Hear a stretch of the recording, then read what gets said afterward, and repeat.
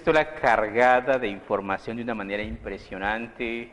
Yo creo que se podían hacer más de un estudio de esta epístola, que solo tiene un capítulo y 25 versículos, pero es una epístola que tiene un matiz muy especial debido a muchas cosas. Primero, a quien escribe. Escribe San Judas. ¿Quién es Judas? En los tiempos de Jesús el nombre Judas era supremamente común y muy de moda, porque el nombre Judas quería decir alabanza a Dios. Entonces era muy común colocarle a sus hijos Judas. Hoy día nadie le quiere poner Judas a sus hijos. Entonces vamos a orar para iniciar esta preciosa epístola. Maravilloso Padre, te damos gracias por este tiempo que venimos, Señor, para ser instruidos, y te pedimos a ti que traigas tu Espíritu Santo sobre nosotros y nos enseñes más y más de tu palabra, Señor. Nos ayudes a entender, Señor, abre nuestro entendimiento y danos luz, Señor, para comprender todas aquellas cosas, Señor, que debemos entender, Señor, y que existen, Señor, y que nos advierten de los errores que no debemos aceptar en cuanto a la fe. Bendícenos, amado Dios, y guarda nuestra vida y nuestro corazón. Ayúdanos a tener una fe sencilla y pura, Señor, una fe que se base en tu preciosa palabra, Señor, en la sinceridad de un corazón quebrantado, Señor, de un corazón que realmente, Señor, quiera buscar a Dios y anhele el camino de la obediencia, de la rectitud y de la santidad. Pedimos tu bendición, oh Dios nuestro, dándote gracias en todo y por todo, preciosísimo Señor, porque en todo, Señor, tú extiendes tu misericordia sobre nuestras vidas. En el nombre de Cristo Jesús, nuestro amado Salvador. Amén. Sean todos bienvenidos, mis amados hermanos, podemos sentarnos.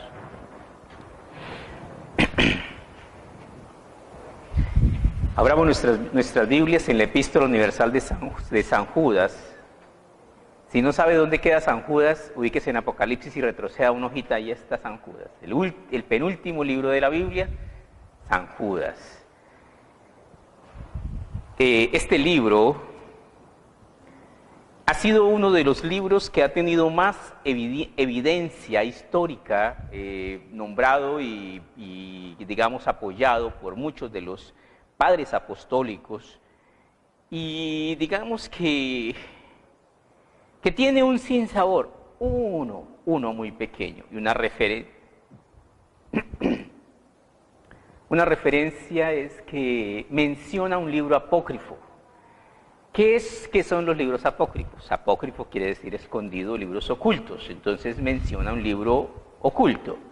El libro que menciona es el libro del profeta Enoc. Enoc, séptimo de la genealogía de Adán. Pero lo que dice de ese libro es nada. Hace una mención, prácticamente cuando lleguemos allá lo vamos a ver, como el que se acuerda de un proverbio, como el que los chistes desinflados que hacía a veces el Chapulín Colorado, ¿no?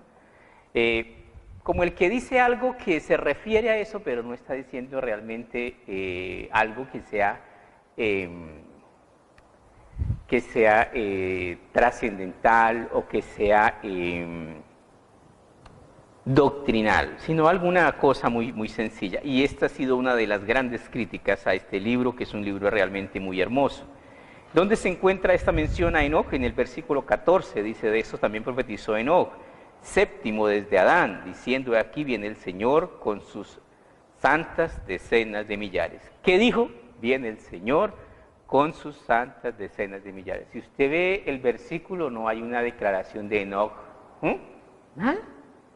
Pero por ese versículo han hecho de este libro, que mejor dicho, que no debe estar en el canon del Nuevo Testamento, que ese libro hace mención a un libro que es ocultista. Todo eso es cierto, pero solo menciona, o sea, la referencia que hace es tan insignificante que realmente no cabría la discusión, pero la gente a veces, si uno es el cristiano de por sí, a veces suele ser muy complicado. El tiempo en el que fue escrito también es un misterio. Se cree que fue escrito en el año 68 al 80. Su autor, pues nos toca creer lo que nos dice, fue escrito por Judas, y nos va a decir qué Judas es, porque había muchos Judas en la época de Jesús. Entonces, el tema principal lo tenemos en el versículo 3, dice: amados, por la gran solicitud que tenía de escribiros acerca de nuestra común salvación, me ha sido necesario escribiros exhortándoos que contendáis ardientemente por la fe que ha sido una vez dada a los santos. ¿Qué quiere decir esto? Había una amenaza a la fe. Bueno, había muchas amenazas a la fe. Había una amenaza y era que cuando se escribe la epístola de San Pedro, en San Pedro escribe que en los postreros días vendrán engañadores. Pero cuando escribe San Judas, dice que ya están en la iglesia. Los engañadores están ¿dónde? En la iglesia. Y lo que Judas advierte es que ya se infiltraron en la iglesia y están enseñando falsas doctrinas. Y es prácticamente, esta carta de San Judas es el día a día de la iglesia moderna. O sea que hoy día estamos viendo y viviendo esto que se está escribiendo acá hace tantos años. Bueno, vamos a empezar nuestro estudio. Epístola Universal de San Judas, capítulo 1, dice: Judas, siervo de Jesucristo y hermano de Jacobo, a los llamados, santificados en Dios Padre y guardados en Jesucristo. Empieza la presentación de una manera muy especial. Dice: Judas, siervo de Jesucristo. Vamos a intentar de una manera muy sencilla y práctica descubrir quién es este Judas. Se nos presenta como Judas, siervo de Jesucristo y hermano de Jacobo. Jesucristo tuvo hermanos. Primero, para disipar las dudas acerca de los hermanos de Jesucristo, vamos a ir a Mateo capítulo 13, versículo 55. En Mateo 13, 55 encontramos los hermanos, la lista de los hermanos de Jesús, Mateo 13, 55. Y leemos allí en Mateo 13, 55, acerca de Jesús, dice: ¿no es este el hijo del carpintero? ¿No se llama su madre María y sus hermanos Jacobo, José, Simón y Judas? ¿Se da cuenta? Ahí está Judas, el escritor de la epístola de San Judas, el que nos dice que es hermano de Jacobo. ¿No están todas sus hermanas con nosotros? ¿De dónde pues tiene todas estas cosas? Entonces aquí tenemos nosotros que Judas era uno de los hermanos de Jesucristo, bueno, medio hermanos, porque Judas era hijo de José y de María, pero Jesucristo no era hijo de José. Entonces era medio hermano. De igual manera, nuestro Señor Jesucristo siempre amó a sus hermanos, tanto más a sus hermanos de carne. Evangelio según San Marcos, en el capítulo 6, versículo 3. Marcos 6, versículo 3. Nos da prácticamente la misma referencia que leímos ahorita en Mateo, pero nos da otros detalles más especiales, más específicos. Marcos 6, versículo 3. ¿No es este el hijo del carpintero, hijo de María, hermano de Jacobo, de José, de Judas, de Simón? ¿No están también aquí con nosotros sus hermanas? Y se escandalizaban de él. Mas Jesús les decía: no hay profeta sino nacido en su propia tierra y entre sus parientes y en su casa. Entonces tenemos acá que sus hermanos y sus parientes no creían en él. Cuando Jesucristo murió, cuando se levantó de los muertos, se le apareció ¿a quién? Se le apareció a los apóstoles, se le apareció a sus hermanos. ¿A cuáles hermanos? A sus hermanos carnales que no creían en él. Y luego sus hermanos se volvieron tremendos creyentes en Jesucristo. Entonces tenemos acá que este es Judas, hermano de Jesucristo, medio hermano de Jesucristo, el que nos presenta esta preciosa epístola. Versículo 2 dice: misericordia y paz y amor os sean multiplicados. Es maravilloso reconocer algo muy hermoso, y es que gracias a la misericordia de Dios estamos hoy día en los caminos de Dios. Y por estar en los caminos de Dios y por haber buscado al Señor, la paz de Dios viene sobre nosotros. Y por haber buscado al Señor y por haber entrado en paz con Dios, el amor de Dios se derrama sobre nosotros constantemente. Las misericordias de Dios son nuevas cada día. Por su misericordia nos movemos, respiramos, vivimos, porque nunca nos han faltado sus misericordias. Llegamos al versículo 3, dice: amados, por la gran solicitud. Aquí nos expresa que Judas quería escribir, pues dice: amados, por la gran solicitud que tenía de escribiros acerca de nuestra común salvación, me ha sido necesario escribiros exhortándoos que contendáis ardientemente por la fe que ha sido una vez dada a los santos, la fe. La fe es algo maravilloso. La fe es algo que hace, Jesucristo dijo, si tuvieres fe como un grano de mostaza, dirías a este monte, que se quite y se quitará. Dirías a este sicómoro que se plante en la mitad del mar y ocurrirá. Al que tiene fe todo le es posible, pero sin fe es imposible agradar a Dios. Es necesario que el que cree en Dios, el que se acerque a Dios, crea que le hay y que es galardonador de los que le buscan.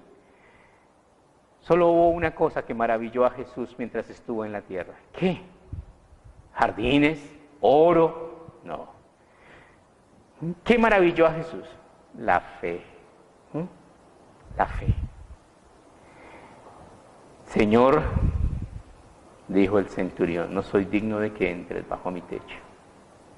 Solo di la palabra y mi siervo sanará, porque yo también soy hombre bajo autoridad y llamo a este siervo y digo a este va y va y a este viene y viene. Y el Señor dio la palabra y su siervo sanó. Y se maravilló Jesucristo y dijo de ese centurión, ni siquiera en Israel he hallado tanta fe. La fe es imprescindible para nosotros que creemos en Dios, porque por fe andamos y no por vista. El versículo 4 nos habla acerca de la amenaza por la cual esta carta se escribe. Y leemos ahí, pero dice, porque algunos hombres han entrado encubiertamente, de los que desde antes habían sido destinados para esta condenación. Hombres impíos que convierten en libertinaje la gracia de nuestro Dios y niegan a Dios, el único soberano, y a nuestro Señor Jesucristo. ¿Cómo es que la iglesia cristiana puede ser infiltrada? ¿Cómo es que puede ser o que puede llegar a ser que el predicador sea un impío? ¿Será que esto se puede dar en algún momento? Vamos al Evangelio según San Mateo capítulo 7. En Mateo capítulo 7 nos advierte, Mateo 7, 21, no todo el que me dice Señor, Señor, entrará en el reino de los cielos, sino el que hace la voluntad de mi Padre que está en los cielos. Muchos me dirán en aquel día, Señor, Señor, ¿no profetizamos en tu nombre y en tu nombre echamos fuera demonios y en tu nombre hicimos muchos milagros? Entonces les declararé, nunca os conocí, apartados de mí, hacedores de maldad. Tome en cuenta lo que acabamos de leer. ¿Qué son? Son personas que profetizaban, echaban fuera demonios y hacían milagros. Pastores. Pastores. ¿Pastores engañadores de sus congregaciones? Sí, Señor. Pastores engañadores de sus congregaciones, que simplemente han tomado la fe como ¿qué? Como fuente de ganancias. Y ocurre, y los hay muchos, y nos advierte la palabra de Dios a que nosotros abramos los ojos y entendamos, porque conoceréis la verdad y la verdad os hará libres. La palabra de Dios nos va a traer ese conocimiento y esa iluminación para poder discernir si realmente la persona que me enseña es un pastor correcto o no. Porque algunos hombres han entrado encubiertamente, los que desde antes habían sido destinados para esta condenación. ¿Qué es lo que está diciendo? Que todo pastor que tuerza la palabra de Dios y que enseñe la palabra de Dios mal, está condenado. Eso es lo que está diciendo. Porque horrenda cosa es caer en manos ¿de quién? De un Dios vivo. Eso es lo que está diciendo. Los que desde antes habían sido destinados para esta condenación. Hombres impíos que convierten en libertinaje la gracia de nuestro Dios y niegan a Dios, el único soberano, y a nuestro Señor Jesucristo. Hoy día, desafortunadamente, se hablan muchas cosas terribles de los pastores y lo peor es que muchas de ellas son verdad. Pero hay pastores honestos. Conozco pastores pobres, conozco pastores que predican la palabra de Dios en una miseria impresionante y no anhelan ser ricos. Pero también conozco pastores ricos que se ufanan de mucho tener y ellos son los supersiervos de Dios y solo quiere que los demás los vean, los exalte y los idolatren. Versículo 5 dice, mas quiero recordaros, ya que una vez lo habéis sabido, que el Señor, habiendo salvado al pueblo, sacándolo de Egipto, después destruyó a los que no creyeron. ¿Qué es esto? Ese es Dios. ¿Quién es Dios? Dios dice, engañoso más que todas las cosas es el corazón, ¿quién lo conocerá? Y Él se responde, yo. Yo que escudriño la mente, que pruebo el corazón para darle a cada uno según su camino. Si tú le buscas con el anhelo más grande de encontrarlo, de fijo lo vas a encontrar. Pero si tú lo buscas para pelear, vas a encontrar pelea en Él, porque no en vano se llama Jehová de los ejércitos. Y es un guerrero. Mas quiero recordaros, ya que una vez lo habéis sabido, que el Señor, habiendo salvado al pueblo, sacándolo de Egipto, después destruyó a los que no creyeron. No es tan simple como este versículo que acabamos de leer. ¿A cuántos destruyó? ¿Cuántos murieron? Muchos. Pero ¿cuántos son muchos? Muchos, casi todos. Solo entonces hagamos la relación matemática al revés. ¿Cuántos sobrevivieron? 2. ¿Cuáles 2? Josué y Caleb. De esa generación que le fallaron a Dios, solo 2 entraron a la tierra prometida. ¿Quiénes entraron? Josué y Caleb. Y los demás, todos cavaron sus tumbas. ¿En dónde? En el desierto. Y murieron. ¿Por qué? Porque no tentarás al Señor tu Dios. Entonces, eso es una gran advertencia. Versículo 6 nos viene a hablar de otro problema terrible. Y a los ángeles, que no guardaron su dignidad, sino que abandonaron su propia morada, los ha guardado bajo oscuridad en prisiones eternas para el juicio del gran día. ¿Qué es esto? Ángeles que no guardaron su dignidad, abandonaron su propia morada. Primero debemos entender cuál es la esencia de los ángeles. Son espíritus, ¿sí? Ellos son seres espirituales, no son físicos, pero pueden tomar forma y tomar un cuerpo. Vamos al libro de Génesis en el capítulo 6. Génesis 6. En el libro de Génesis en el capítulo 6 nos viene a hablar acerca de la maldad de los hombres sobre la tierra. Aconteció que cuando comenzaron los hombres, Génesis 6:1, que cuando comenzaron los hombres a multiplicarse sobre la faz de la tierra y les nacieron hijas e hijas bonitas. Entonces, ¿qué pasa? ¿Ha visto sus tiras cómicas donde los coquetos se les salen los ojos así con resortes? Pues no solo les pasó a los de las tiras cómicas, a los ángeles les pasó lo mismo. Aconteció que cuando comenzaron los hombres a multiplicarse sobre la faz de la tierra y les nacieron hijas, que viendo los hijos de Dios, que las hijas de los hombres eran hermosas, tomaron para sí mujeres, escogiendo entre todas. ¿Cuáles hijos de Dios? Los ángeles. ¿Qué fue lo que hicieron esos ángeles? Se hicieron cuerpos y tuvieron sexo con las mujeres y les engendraron hijos. Y hubo manipulación genética. Y como ellos eran ángeles que abandonaron su estado natural, espiritual, ¿su descendencia fue buena o fue mala? Mala.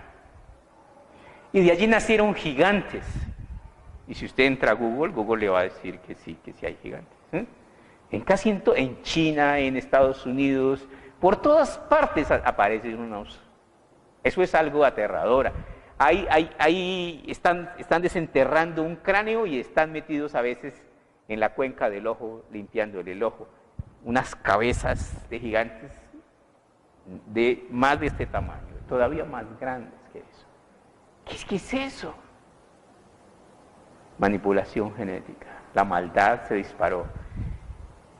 ¿Quiénes fueron esos ángeles? Los ángeles que no guardaron su dignidad, que tuvieron pecado sexual con las mujeres de los hijos de los hombres, los guardó en prisiones de oscuridad para el juicio del gran día. Dice, y los ángeles que no guardaron su dignidad, sino que abandonaron su propia morada, los ha guardado bajo oscuridad, en prisiones eternas, para el juicio del gran día. Hay un día en el cual se llegará el momento del juicio. ¿Cuál juicio es ese? El juicio final. Llegará el punto en donde todo llegue a su estado maduro y llegará el juicio final y se dictará sentencia y cada uno al lugar que le corresponda por la eternidad.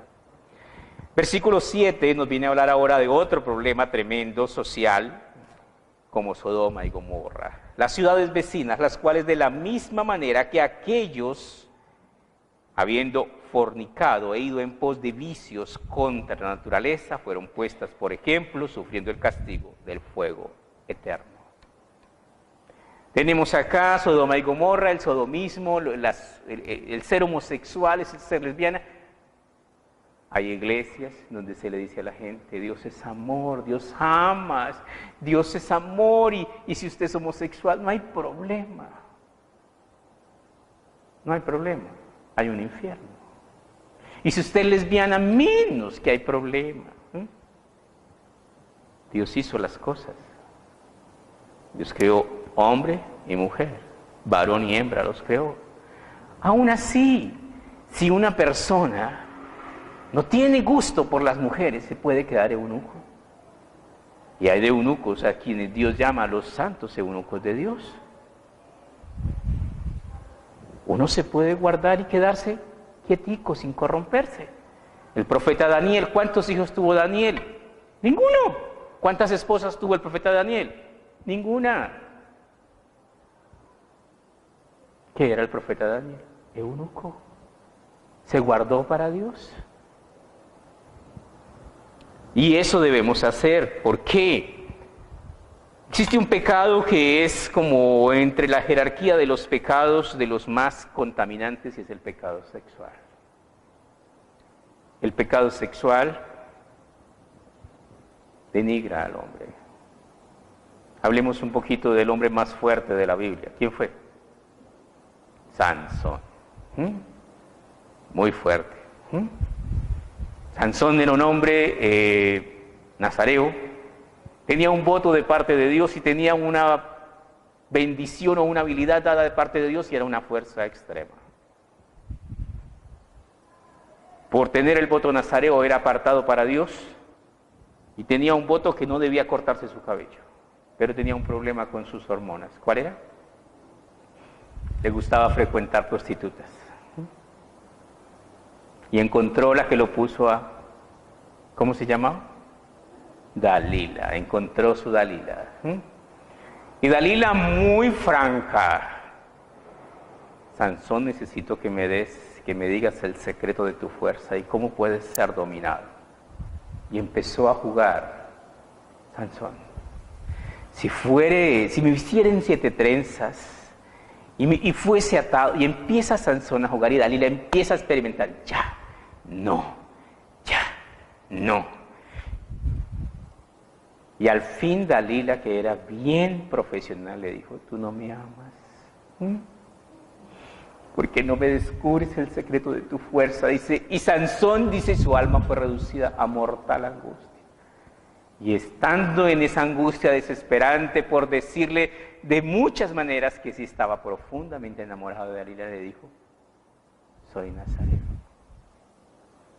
Y jamás ha pasado navaja sobre mi cabeza. Si me rapasen mi cabeza, me debilitaré y seré como los demás mortales. ¿Y era verdad? Sí. ¿Y qué dijo Dalila? Hecho el negocio. Llamó a los filisteos y le rapó la cabeza. Lo durmió en sus piernas y le hizo la afeitada, lo afeitó y se los entregó. Y cobró 1000 talentos de plata. Ella se hizo el negocio. Ya a Sansón lo cogieron. No le quitaron la lengua por estar de bocón, le arrancaron los ojos. Con un gancho ardiendo se le metieron, le sacaron sus 2 ojos. Si su problema son los ojos, ya no volverá a tener más problemas con los ojos. Y lo pusieron a moler en un molino, en una piedra de molino, como un burro, porque nunca entendió que Dios demanda santidad. Y así se fue cerrando la historia de alguien tan fuerte, pero tan débil. Como Sodoma y Gomorra nos habla acerca del pecado sexual y también nos habla del pecado sexual en Romanos, en el capítulo 1, versículo 22. Vamos a Romanos 1, 22, así rapidito, Romanos 1. Y en Romanos 1 nos habla de la necedad del corazón del hombre. Dice en Romanos 1:22, profesando ser sabios, se hicieron necios y cambiaron la gloria de Dios incorruptible en semejanza de imagen de hombre corruptible, de aves, de cuadrúpedos y de reptiles. Hay personas muy estudiadas y tienen ciertos animales como ¿qué? Como dioses. Por ejemplo, el símbolo de la sabiduría. ¿Cuál es? El búho. El símbolo de la medicina. La serpiente. Y así. Dice, por lo cual Dios también los entregó a la inmundicia en las concupiscencias de sus corazones, de modo que deshonraron entre sí sus propios cuerpos, ya que cambiaron la verdad de Dios por la mentira, honrando y dando culto a las criaturas antes que al Creador, el cual es bendito por los siglos de los siglos. Amén. Por esto Dios les entregó a pasiones vergonzosas, porque aún sus mujeres cambiaron el uso natural por el que es contra la naturaleza. No te engañes. Dios me hizo así. Mentiras, Dios no te hizo así. Dios es un Dios de orden. Todo lo hizo hermoso en su tiempo. ¿Qué nos está diciendo? Que si la sociedad nuestra aprueba la libertad de género, ¿Dios también? No, no te equivoques. Dios no. Si esto es respetado socialmente y es aprobado socialmente, ¿será que Dios se sujetará a la sociedad? No. Dios está por encima de las reglas humanas. Y sigue diciéndonos acá, y de igual modo también los hombres, dejando el uso natural de la mujer, se encendieron en lascivia unos con otros, cometiendo hechos vergonzosos, hombres con hombres, y recibiendo a sí mismo, y recibiendo en sí mismo la retribución debida a su extravío. ¿Qué es esto? Enfermedades, castigos. ¿Por qué? Simple, porque eso no es agradable ante los ojos de Dios. Se llama depravación. Pero muchas veces queremos engañarnos y lo conseguimos. Seguimos nuestro estudio, no obstante, de la misma manera, también estos soñadores mancillan la carne, rechazan la autoridad, blasfeman de las potestades superiores. Pero cuando el arcángel Miguel contendía con el diablo, disputando con él por el cuerpo de Moisés, no se atrevió a proferir juicio de maldición contra él, sino que dijo: el Señor te reprenda. No sé si alguna vez has escuchado a pastores decir que, hermanos, vamos a declarar que Satanás ha sido derrotado, atamos al diablo, lo pisoteamos, y empiezan a pisar el piso con fuerza, y a los 8 días están haciendo el mismo show. Tienen que hacer un curso intensivo de nudos, porque no saben hacer sus amarres, porque se les suelta. Ahora, mira lo que tenemos acá. Nosotros tenemos que entender algo que es muy importante. Satanás y sus demonios son seres creados superiores a nosotros en poder, superiores en gloria, superiores en fuerza. Si usted mira a un tipo de 2 metros y con unos músculos de esos que, uy, Dios mío, ahí cabe como la cabeza de uno. Dice, uy, usted le dirá: oiga, grandulón, venga, nos damos. Usted está arriesgando su integridad muy tontamente.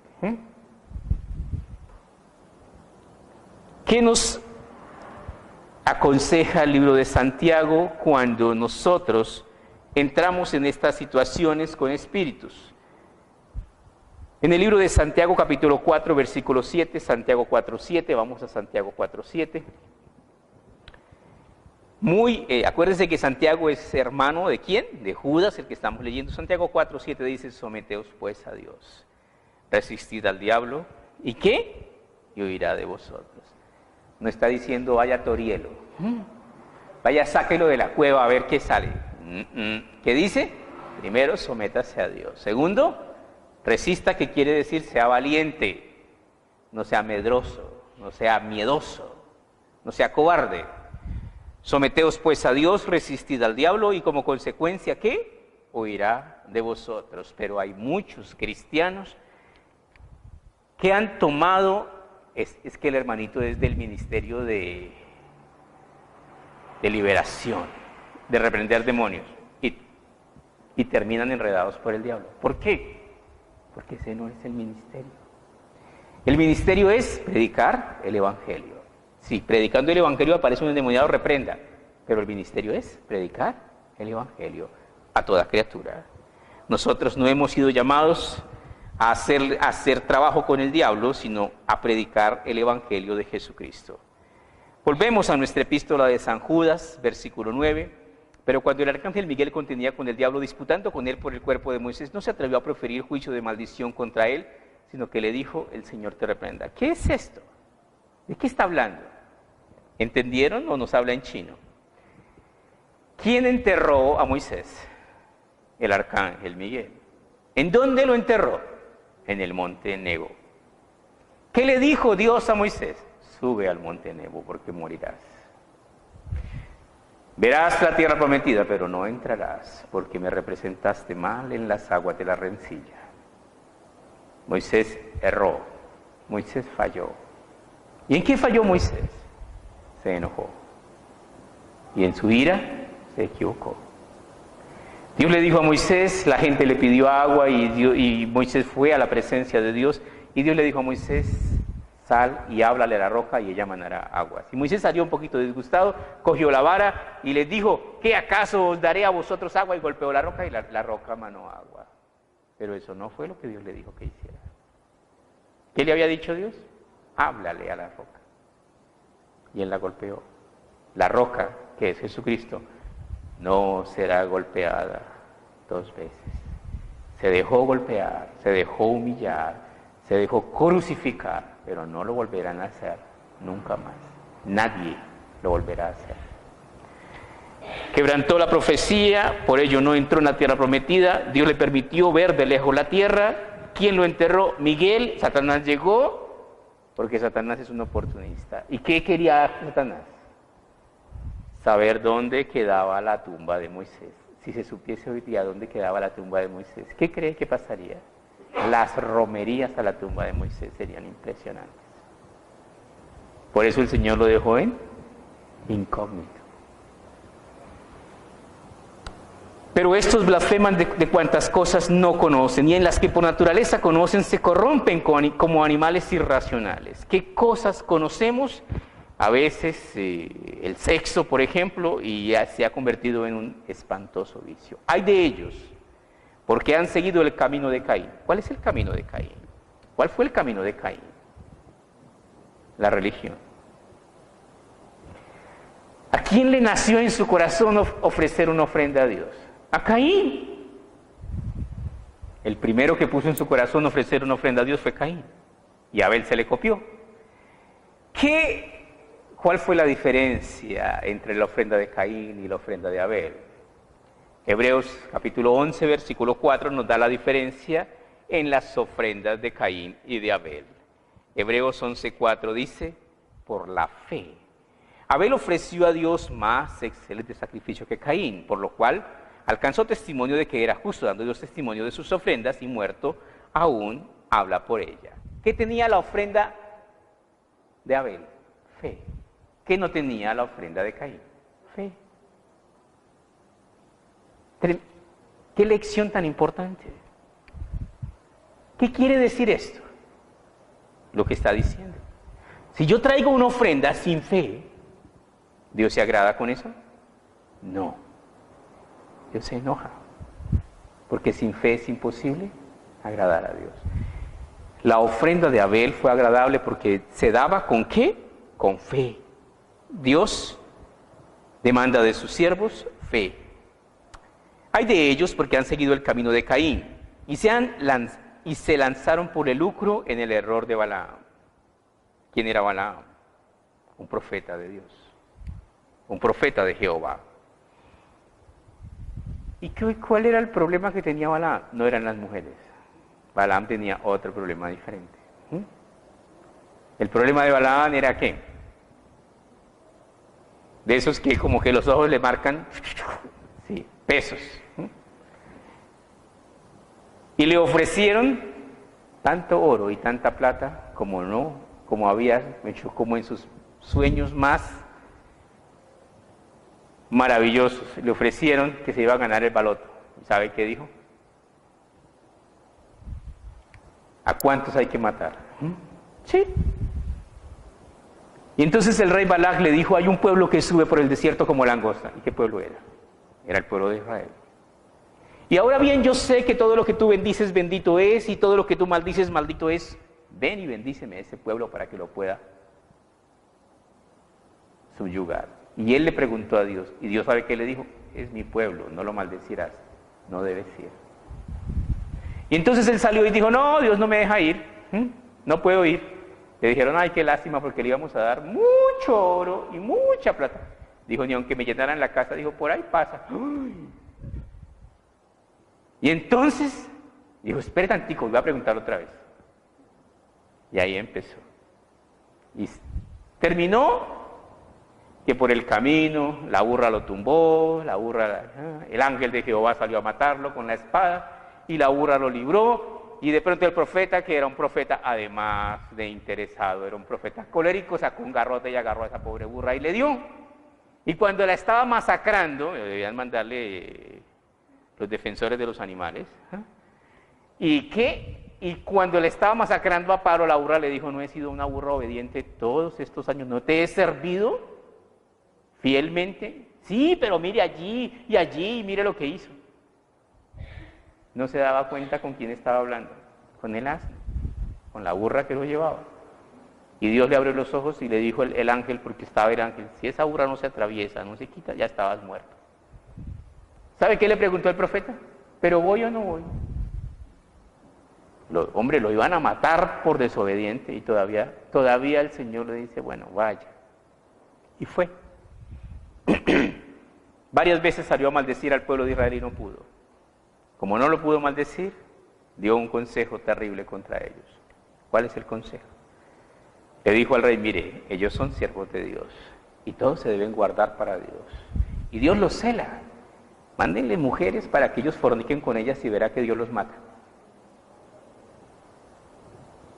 Y fue así. Y las mujeres les ofrecían sus regalos sexuales gratis y ellos se enloquecían. Y Dios empezó a matar de su pueblo. Muchísimos murieron. Después Dios frenó su ira, preparó el pueblo para pasar a espada a ese rey y allí murió el profeta. ¿Qué ganó? Nada. Estaba mejor en su casa, pero la codicia caza el alma de su poseedor. Dice entonces, hay de ellos porque han seguido el camino de Caín y se lanzaron por el lucro en el rey de Balaam y perecieron en la contradicción de Coré. ¿Qué pasó con Coré? ¿Quién era Coré? Coré era un príncipe. Números 16. Y los de Coré eran muchos, todos sacerdotes. Y dijeron, no es posible que nos la monten dos. Y nosotros somos más de 250. ¿Cómo nos vamos a dejar montar de Moisés y Aarón? Y les vamos a hacer sindicato y los vamos a sacar. Y se les sublevaron contra Moisés y Aarón y contra Dios. ¿Y sabe qué dijo Moisés? Moisés dijo algo muy simple: si de la manera que mueren todos los seres humanos, que al pasar el tiempo son visitados por la muerte, y así mueren estos dos, entonces Dios no me puso acá. Pero si de una manera sobrenatural la tierra que está bajo sus pies se abre y se los traga, y descienden vivos al Seol, entonces Dios me puso acá. Y la tierra que estaba bajo los pies de ellos se abrió y descendieron vivos al Seol. ¿Qué sigue? Versículo 12, estos son manchas en vuestros ágapes, que comiendo impúdicamente con vosotros, esa cita está en número 16, lo de Coré, número 16 del 1 al 30. Impúdicamente con vosotros se apacientan a sí mismos nubes sin agua llevadas de acá para allá por los vientos, árboles otoñales sin fruto, 2 veces muertos y desarraigados. ¿Por qué habla de esas nubes negras sin agua? Porque es que, ¿cómo estamos nosotros ahorita en este verano? Y uno que dice, ojalá que llueva, pero nada que llueve. Pero entonces en el desierto es peor, porque allá el agua se demora muchísimo más. Y a veces ven una nube en el desierto, y una nube, ¿qué es? Es una esperanza tremenda de que va a llover, y de pronto la nubecita, y la esperanza también se va.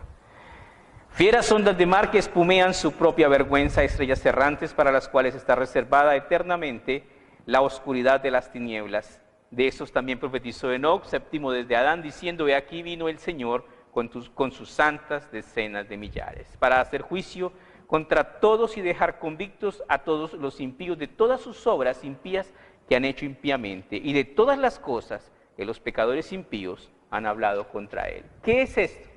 De toda palabra ociosa que digas, darás cuenta delante de Dios. De toda, estamos siendo grabados cuidadosamente y todos nuestros hechos serán presentados en pantalla gigante. No se preocupe por llamar para que lo vean. No se preocupe con llamar a la familia y por mandarles WhatsAppazos para que vayan a mirar, porque habrá una audiencia impresionantemente grande y todos los secretos de todos serán revelados, porque no hay nada oculto que no haya de ser manifiesto. En pantalla gigante, delante de muchos testigos, para que no digas, yo no entiendo por qué, sino que vas a decir muy claramente, yo sí entiendo por qué. Estos son murmuradores, querellosos, que andan en sus propios deseos, cuya boca habla cosas infladas, adulando a las personas para sacar provecho. ¿Qué son? Murmuradores. ¿Qué significa? Te dan palmadas en la espalda y luego están hablando mal de ti. Que andan según sus propios deseos, siempre están buscando su propio provecho, cuya boca habla cosas infladas, mentirosos, adulando a las personas para sacar provecho. Mucha de esta gente se ha especializado en eso. ¿En qué? En adular a la gente para sacar provecho. Pero vosotros, amados, tened memoria de las palabras que antes fueron dichas por los apóstoles de nuestro Señor Jesucristo, que os decían, en el postrer tiempo habrá burladores, que andarán según sus malvados deseos. Estos son los que causan divisiones, sensuales, que no tienen el Espíritu. Fíjense bien. Una de las cosas que más le ha dado a Satanás resultados en las iglesias es dividir. Vienen los hermanitos y empieza alguno a decirles, venga para allí, camine para allá, aquí es más chévere, véngase con nosotros. La mies es mucha y los obreros son pocos. Hay una mala costumbre entre algunos obreros de la casa de Dios, y es que siempre quieren trabajar sobre fundamento ajeno. Uno de ellos, los testigos de Jehová. Apenas un testigo de Jehová sabe que usted es cristiano, ¿sabe qué hacen? Más énfasis. No, es que nosotros también, es que venga, le explico, deme una cita, déjeme hablarle, porque nosotros somos iguales. No somos iguales. Somos totalmente distintos. Nuestras creencias son totalmente diferentes. Estos son murmuradores querellosos. Dice, pero vosotros, amados, tened memoria de las palabras que fueron antes dichas por los apóstoles del Señor Jesucristo, los que os decían, en el postrer tiempo habrá burladores que andarán según sus malvados deseos. Estos son los que causan divisiones, los sensuales, que no tienen el Espíritu. Pero vosotros, amados, edificados sobre la santísima fe, orando en el Espíritu. ¿Qué quiere decir esto?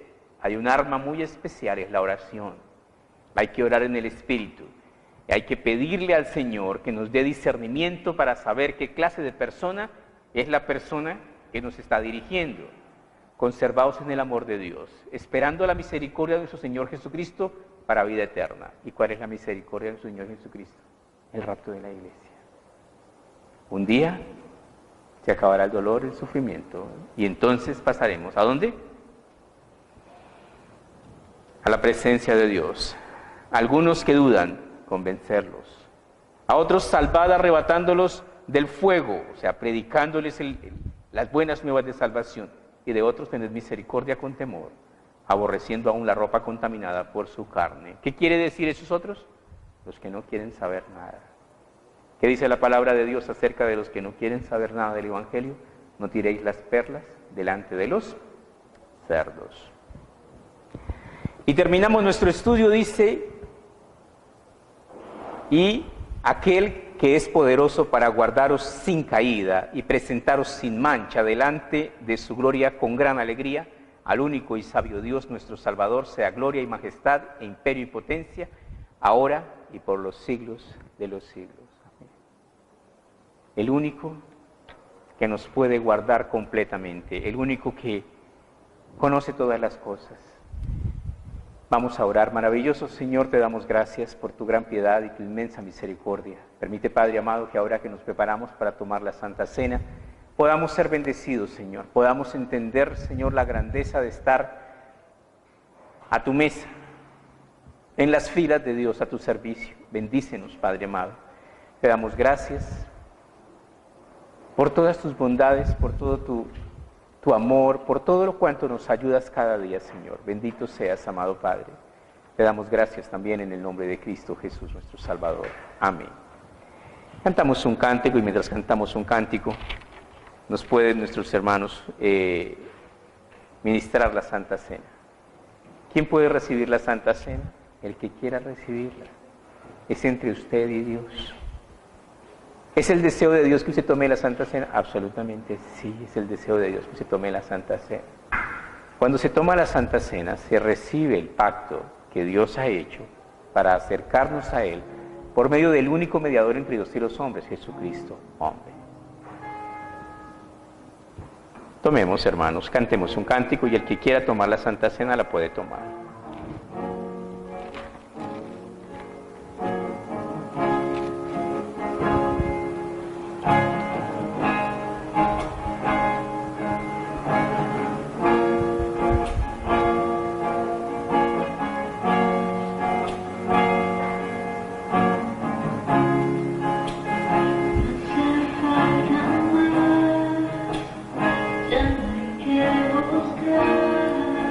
El camino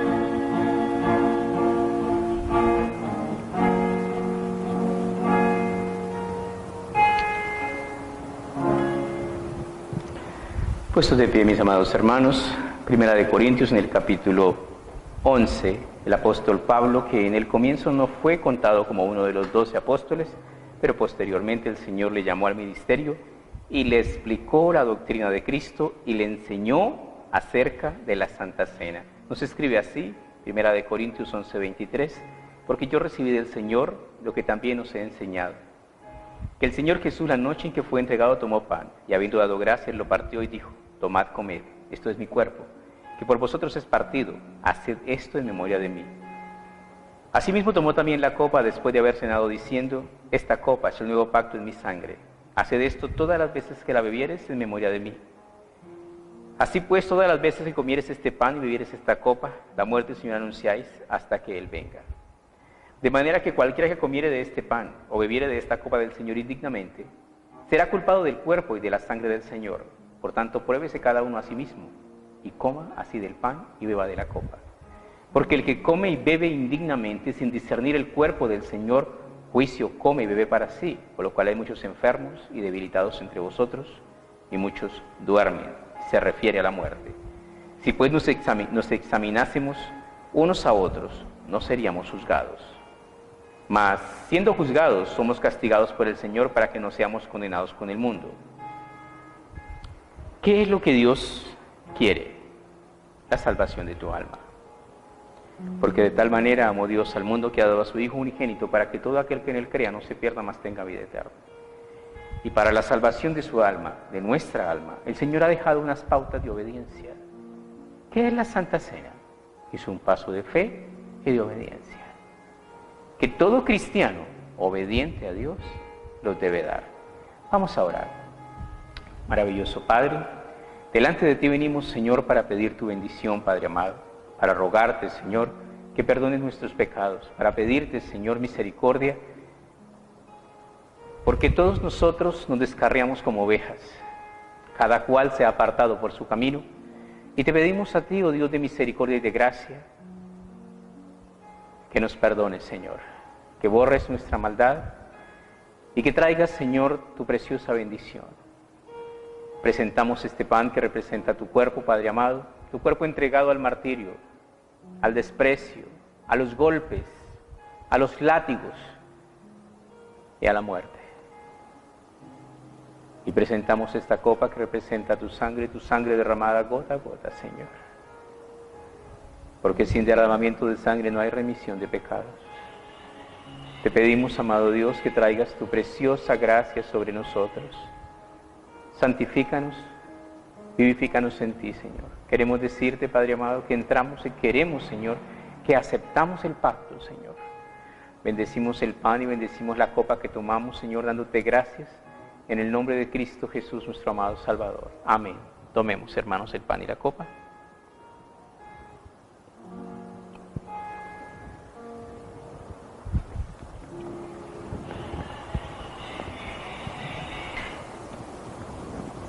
Terminamos nuestro estudio en 2 de Timoteo. 2 de Timoteo capítulo 2, versículo 19. 2 de Timoteo 2:19 nos da una expresión muy hermosa. Y nos habla acerca del Dios tan maravilloso que tenemos. Dice así, 2 de Timoteo 2:19, pero el fundamento de Dios está firme teniendo este sello. Conoce el Señor a los que son suyos, y apártese de iniquidad todo aquel que invoca el nombre de Cristo. ¿Qué es lo que dice? Dios conoce los que son de Él.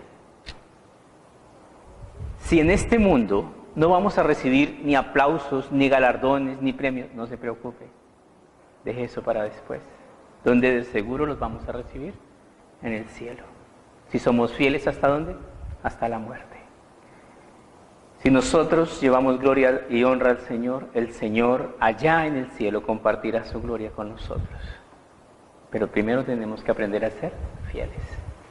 Amado Padre, gracias te damos por tu bondad, gracias porque sabemos que tú ves, gracias porque sabemos que tú oyes, gracias porque sabemos que tú conoces nuestro corazón.